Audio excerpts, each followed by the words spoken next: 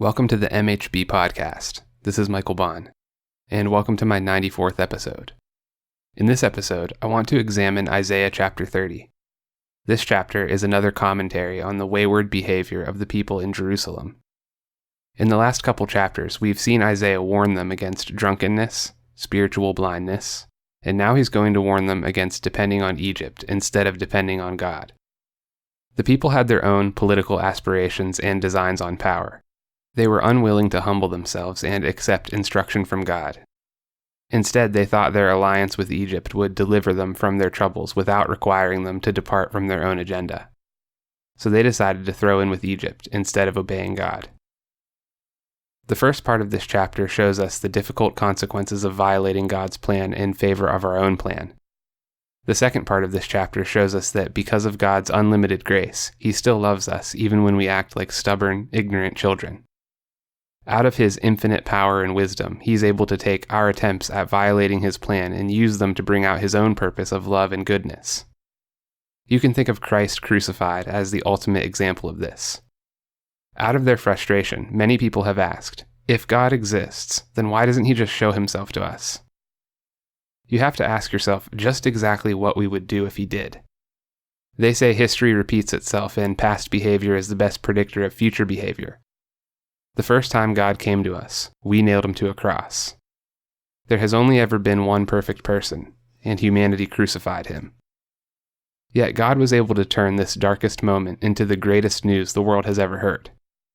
Out of the darkness of man, Christ has given us the light of the gospel, the sacrifice that saves all who go to Him. Perhaps God has been getting us ready to be reunited with Him once and forever. Perhaps He's been getting you ready. This is what He did with the people of Jerusalem, even when they wanted nothing to do with Him. Let's read verses 1 and 2. Ah, stubborn children, declares the Lord, who carry out a plan, but not mine, and who make an alliance, but not of my spirit, that they may add sin to sin, who set out to go down to Egypt without asking for my direction, to take refuge in the protection of Pharaoh, and to seek shelter in the shadow of Egypt. So this prophecy is happening at the time when Assyria is on the warpath against Israel and Judah. Assyria conquered the northern kingdom of Israel and captured its people. The southern kingdom of Judah understood that it wouldn't be long before Assyria targeted them as well. God had already promised them that He was going to protect them from Assyria. But the leadership in Judah decided to trust in Egypt for protection instead of trusting in God. They sent envoys to Egypt in an effort to purchase protection.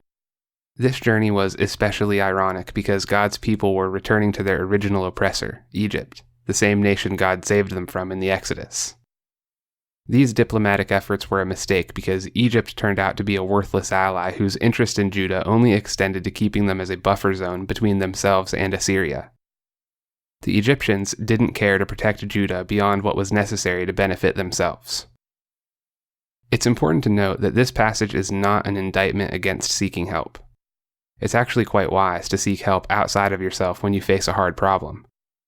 The difference is whether or not you look to God throughout the process. If your aim is to do the wrong thing and you seek help to do the wrong thing more efficiently, you can bet that's not going to turn out well for you. The Bible says such things always lead to shame and disgrace. If the people in Jerusalem had listened to God, they would have seen that Egyptian assistance was inconsistent with God's righteous plan for them. So when Isaiah says they've added sin to sin, he means that their first sin was rejecting God's counsel, and the sin they added to that was trusting Egypt in God's place. To reject God's plan is to reject God Himself, and so to come under His judgment. Once you've abandoned your practical trust in God, one sin leads to another. Let's read verses 3 through 5. Therefore shall the protection of Pharaoh turn to your shame, and the shelter in the shadow of Egypt to your humiliation. For though his officials are at Zoan and his envoys reach Hanes, everyone comes to shame through a people that cannot profit them, that brings neither help nor profit, but shame and disgrace. God was trying to tell Judah that Egypt was nothing but a shadow. From a worldly perspective, Egypt looked like a superpower, but from God's perspective, Egypt had no substance. After hearing Judah's plea, Pharaoh sends his own ambassadors back to Judah. Pharaoh's officials report that Judah has nothing to give Egypt, so Pharaoh loses interest. It's always dangerous to trust people who look at you this way. If your relationships are built on self-benefit or what can you do for me now, then it's only a matter of time before your relationships fail. Real love is self-sacrificial. Real love is grateful for the good things and makes every effort to endure the bad things. Let's read verses 6 and 7.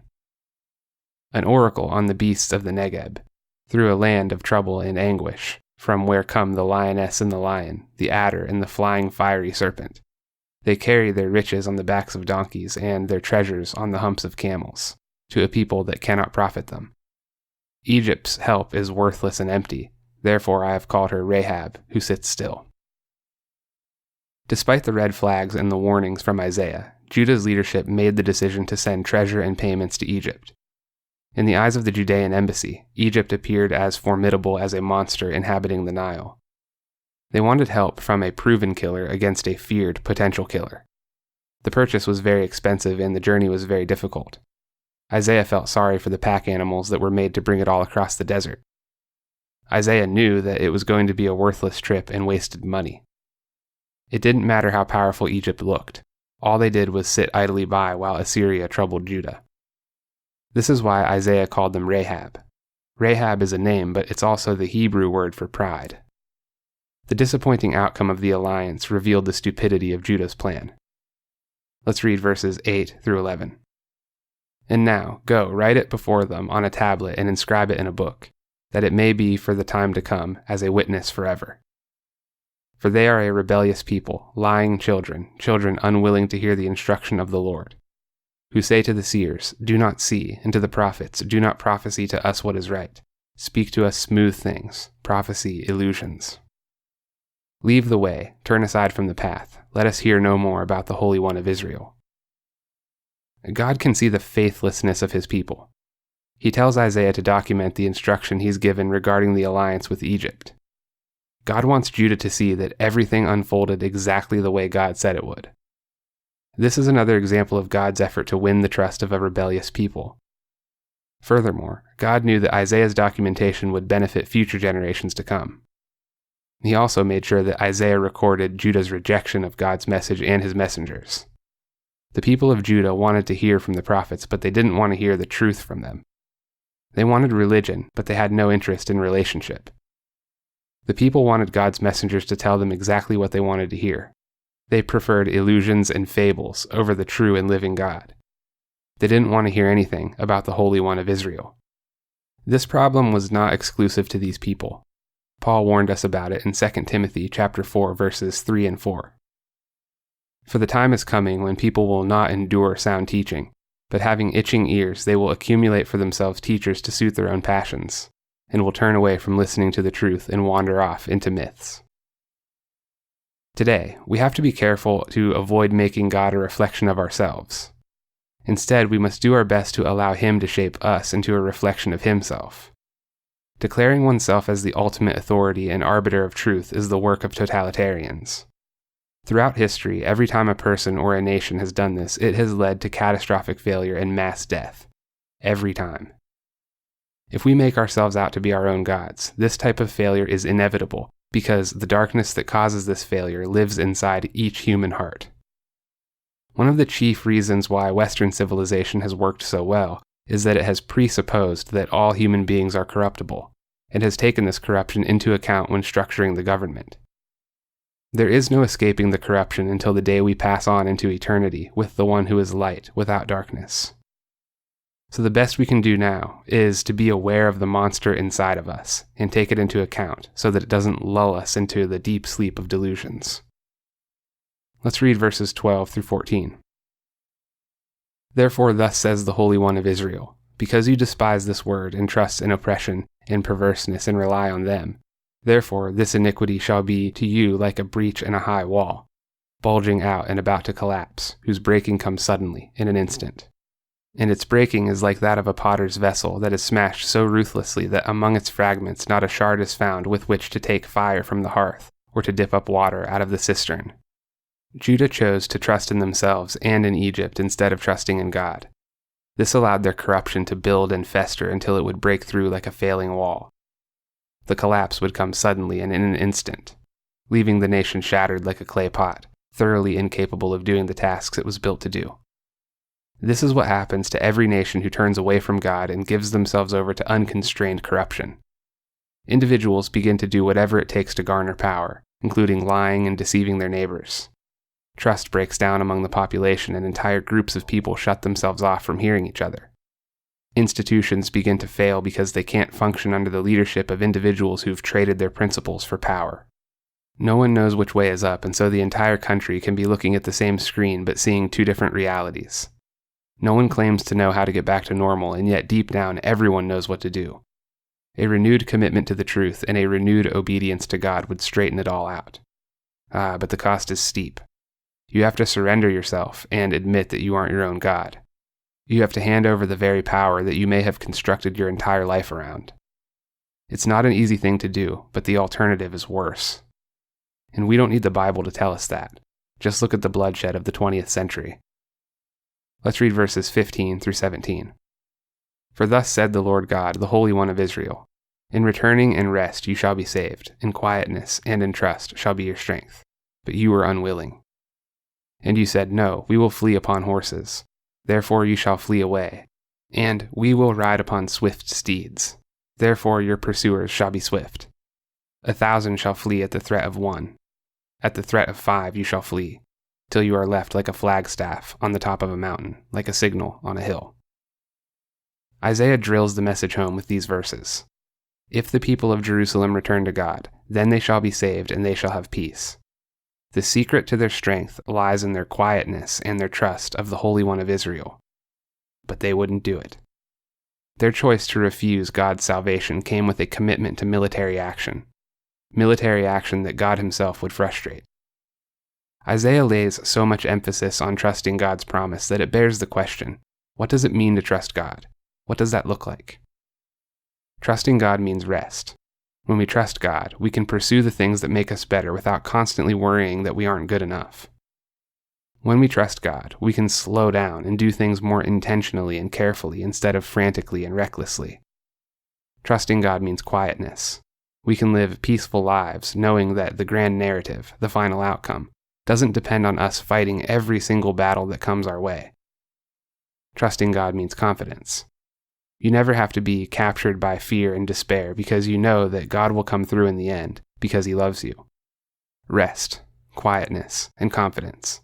You put all these things together and you have an individual who is uniquely developed to be durable enough to tolerate the suffering and evil of this world.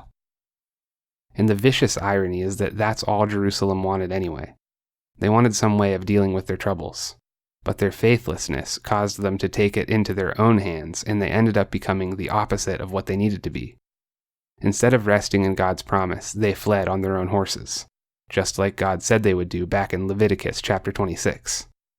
God said, If you stay with me, then 5 of you shall chase 100, and 100 of you shall chase 10,000, and your enemies shall fall before you by the sword. But if you turn from me in rebellion, then I will set my face against you, and you shall be struck down before your enemies. Those who hate you shall rule over you, and you shall flee when none pursues you. They could have been all that they needed to be, had they trusted in God's promise, but instead they chose to bear their challenges alone.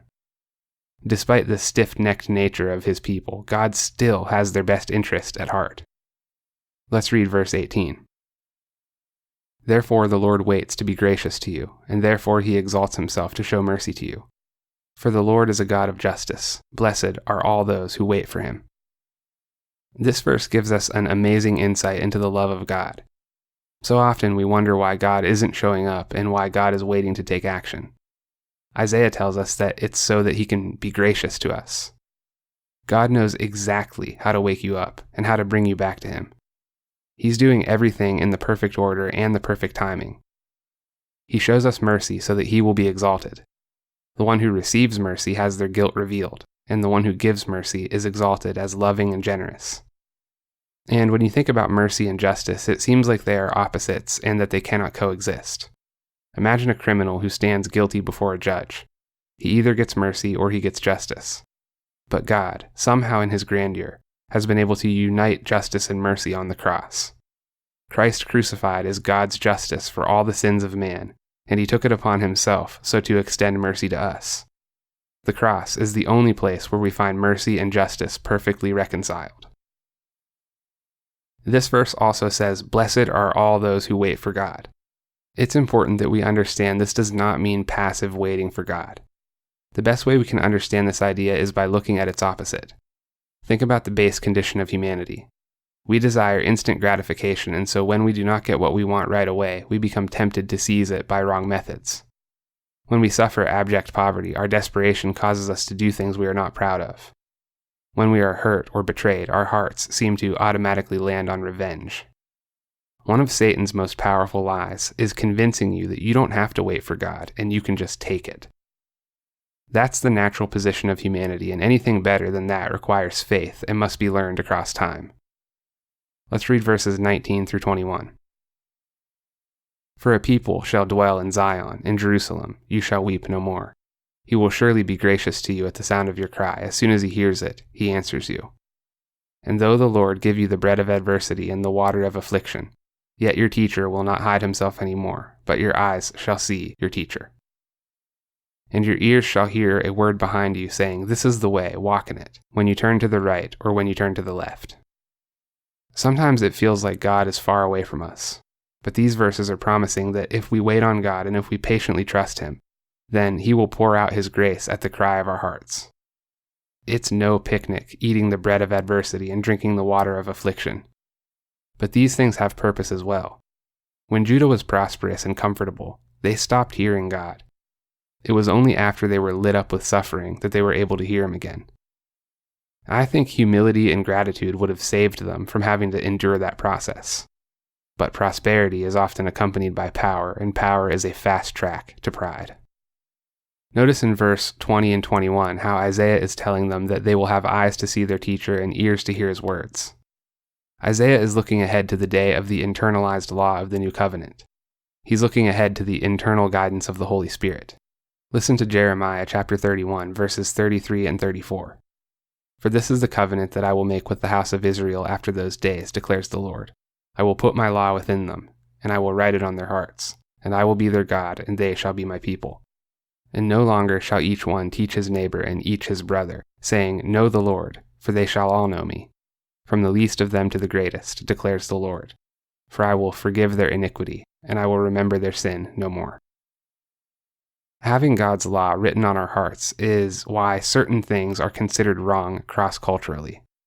And you could say, well, everybody has different preferences, and certain groups of people regularly do things we consider to be sinful. Fair enough. There is a lot of debate to be had over what is the right way forward. But one thing you can't debate is the universal nature of punishment.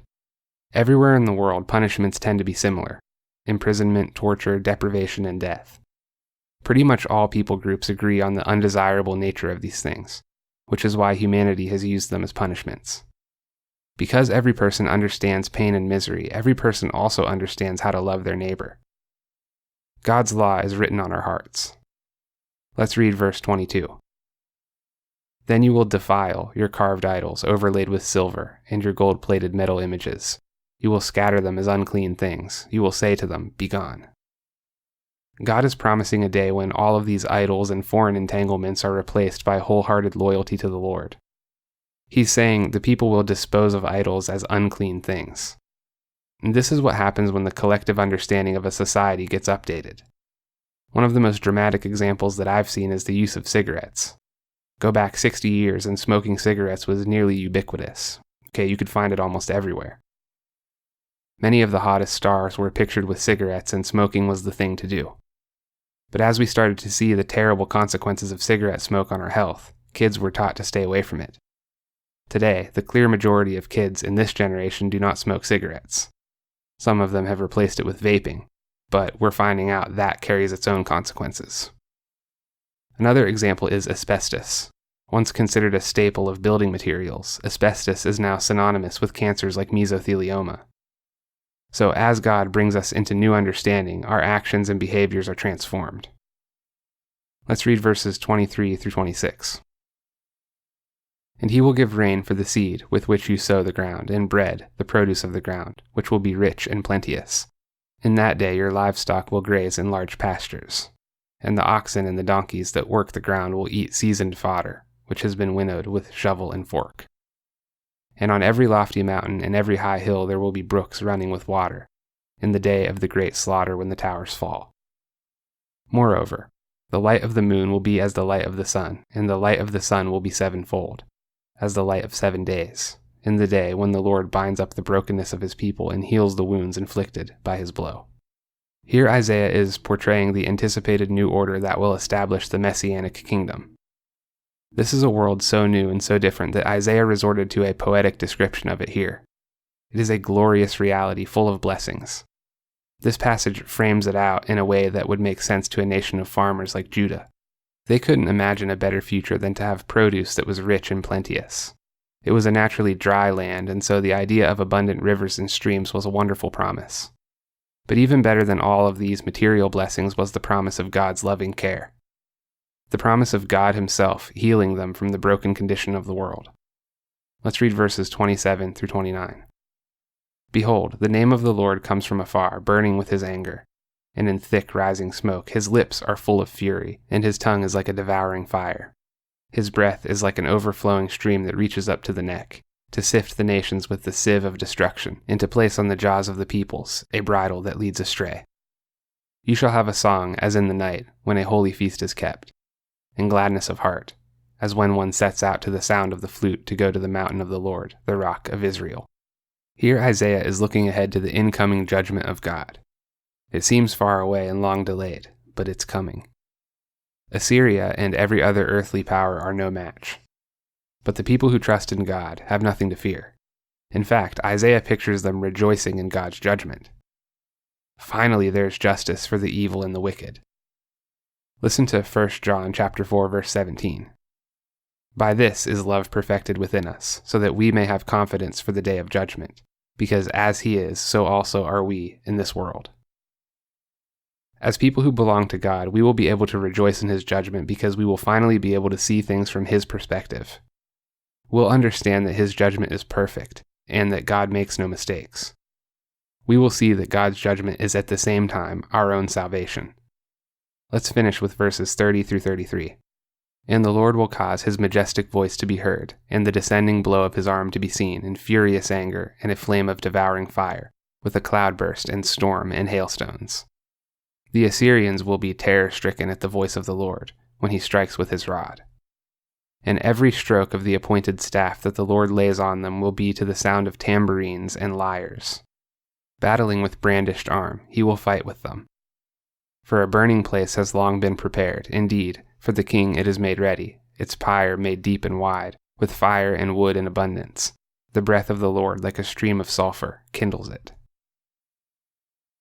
So, at the beginning of this chapter, we saw the disappointing outcome of Judah depending on Egypt to fight for them. We close this chapter with a celebration of God himself intervening for his people. This prophecy has a near view and a distant view.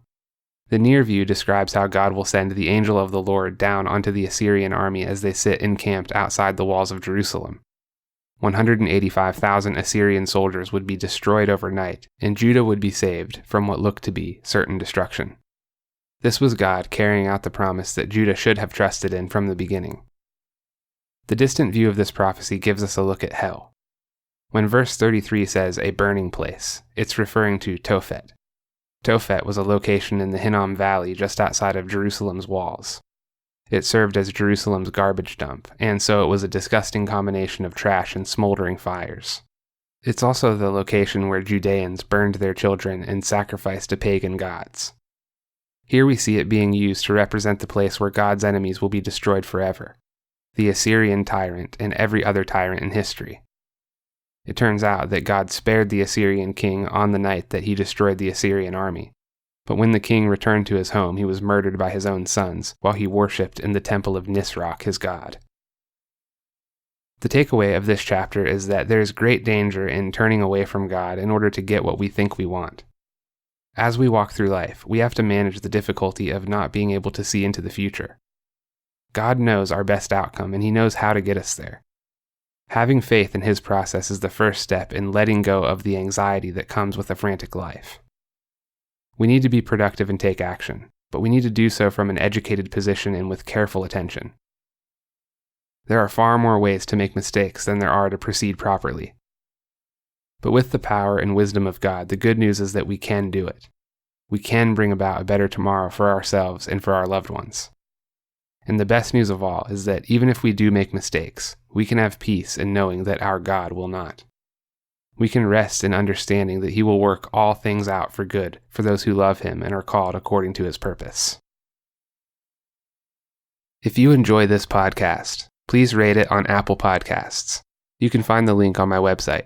You can follow the MHB Podcast on Facebook or Twitter at MHB Podcast. Tell your friends about it and share it on social media. With your help, we can bring this work to those who need it, and God willing, we will change the course of their lives. If you'd like to support my work directly, you can do so at www.patreon.com/Michael H. Bond. There is a link in the description. Your generosity goes a long way to promoting the growth of this enterprise and the cause of free speech. Thank you all for joining me, and I will see you in the next episode.